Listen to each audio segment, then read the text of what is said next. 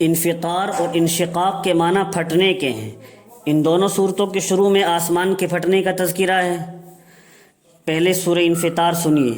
اذا السماء انفطرت، جب آسمان پھٹ جائے گا، واذا الکواکب انتصرت، اور جب ستارے ٹوٹ کر جھڑ پڑیں گے، واذا البحار فجرت، اور جب سب دریا بہہ پڑیں گے، چاہے وہ میٹھے ہوں یا کھارے ہوں، واذا القبور بعثرت، اور جب قبریں اکھاڑی جائیں گی، یعنی ان کے اندر کے مردے نکل کھڑے ہو جائیں گے۔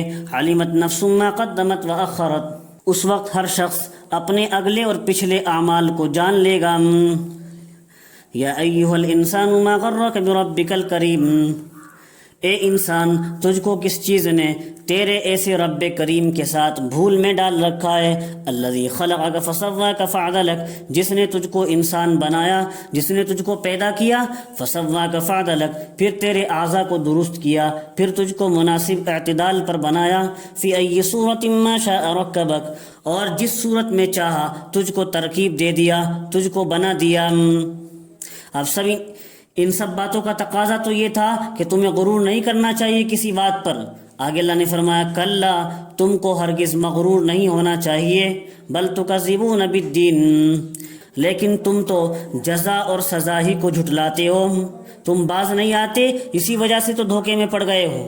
وَإِنَّ عَلَيْكُمْ لَحَافِظِينَ، اور تم پر تمہارے سب اعمال یاد رکھنے والے مقرر ہیں، کِرَامًا کاتبین، معزز لکھنے والے فرشتے مقرر ہیں، یعلمون ما تفعلون، جانتے ہیں وہ ان کاموں کو جو تم کرتے ہو۔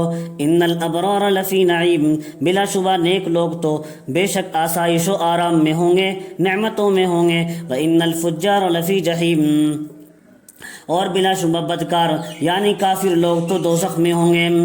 بدکار سے مراد یہاں کافر ہیں۔ یصلونھا یوم الدین، روز جزا کو اس میں داخل ہوں گے، یعنی بدلے کے دن، قیامت کے دن وہ جہنم میں داخل ہوں گے۔ وما ہم عنہا بغائبین، اور پھر داخل ہو کر اس سے باہر نہ نکلیں گے بلکہ ہمیشہ اسی میں رہیں گے۔ وما ادراک ما یوم الدین، اور آپ کو کچھ خبر بھی ہے کہ وہ روز جزا کیا ہے، وہ بدلے کا دن کیسا ہے۔ آگے پھر اللہ نے دوبارہ فرمایا ثم ما ادراک ما یوم الدین، پھر آپ کو کچھ خبر بھی ہے کہ وہ بدلے کا دن کیسا ہے۔ یوم لا تملک نفس لنفس شیئا، وہ دن تو ایسا ہے جس میں کسی شخص کے نفع کے لیے کچھ بھی بس نہ چلے گا، جس دن کوئی بھی آدمی کسی بھی چیز کا مالک نہ ہوگا کسی دوسرے کو نفع پہنچانے کے لیے۔ والامر یومئذ للہ، اور تمام تر حکومت اس روز اللہ تعالیٰ ہی کی ہوگی۔ سورۃ الانشقاق کے شروع میں بھی آسمان کے پھٹنے کا تذکرہ تھا، اب اس کو دیکھیے۔ اذا السماء انشقت، جب آسمان پھٹ جائے گا۔ مفسرین کی صراحت کے مطابق یہ آسمان کا پھٹنا نفخہ ثانیہ کے وقت ہوگا، قیامت میں جب دوسری مرتبہ سور پھونکا جائے گا اس وقت یہ آسمان پھٹ جائے گا اور اس میں سے بادل اور فرشتوں کا نزول ہوگا۔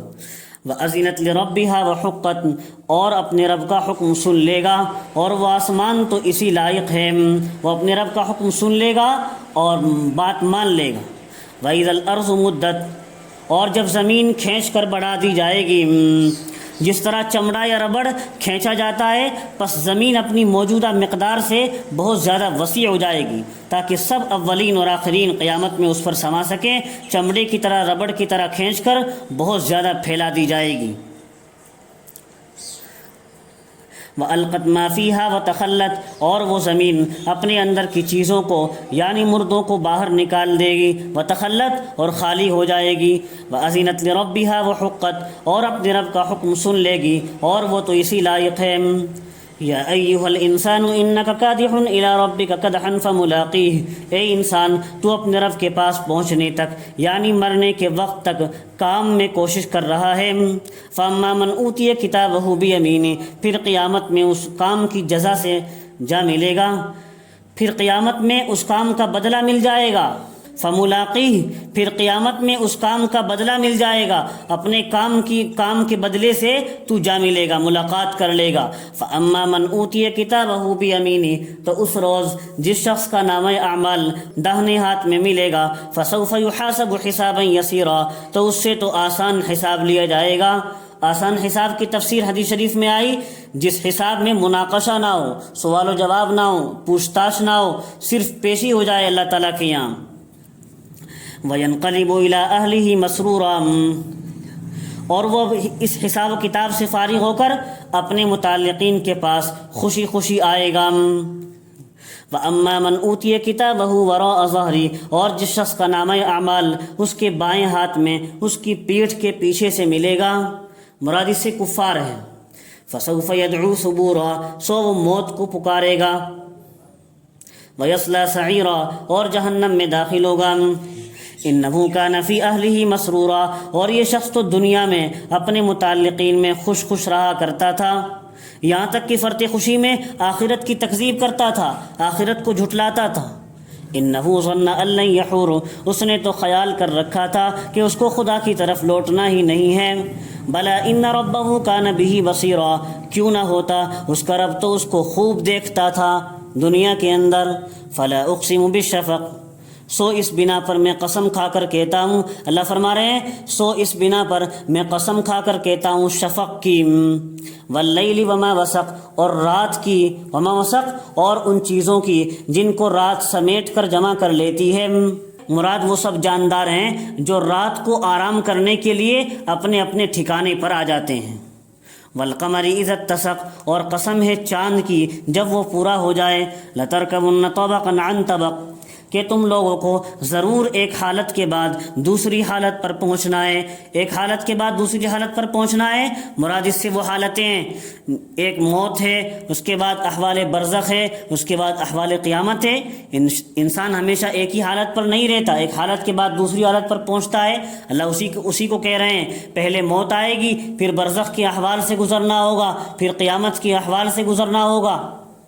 فما لهم لا يؤمنون، سو باوجود مقتضیات ایمان کے ان لوگوں کو کیا ہو گیا کہ ایمان نہیں لاتے ہیں۔ باوجود مقتضیات ایمان چیزیں موجود ہیں، پھر ان کو کیا ہو گیا؟ فما لهم لا یؤمنون، ان کو کیا ہو گیا کہ ایمان نہیں لاتے ہیں۔ وَإِذَا قُرِئَ سے فرمایا، اور جب ان کے عناد کی یہ حالت ہے کہ جب ان کے روبرو قرآن پڑھا جاتا ہے تو اس وقت بھی خدا کی طرف نہیں جھکتے ہیں۔ بل الذین کفروا یکذبون، بلکہ یہ کافر تو اور الٹی تکذیب کرتے ہیں۔ واللہ اعلم بما یوعون، اور اللہ تعالیٰ کو سب خبر ہے جو کچھ یہ لوگ اعمال بد کا ذخیرہ جمع کر رہے ہیں، ذخیرہ جمع کر رہے ہیں برے اعمال کا۔ فبشرہم بعذاب علیم، سو ان کے اعمال کفریہ کی وجہ سے، فبشرہم بعذاب علیم، سو ان کے اعمال کفریہ کی وجہ سے آپ ان کو ایک دردناک عذاب کی خبر سنا دیجئے۔ اے محمد صلی اللہ علیہ وسلم، آپ ان کو ایک دردناک عذاب کی خبر دے دیجئے ان کے اعمال کفریہ کی وجہ سے۔ الا الذین آمنوا وعملوا الصالحات لهم اجر غیر ممنون، لیکن ان لوگوں کو نہیں جو لوگ ایمان لائے اور انہوں نے اچھے عمل کیے، ان کے لیے آخرت میں ایسا اجر ہے جو کبھی موقوف ہونے والا نہیں ہے، جو کبھی ختم ہونے والا نہیں ہے۔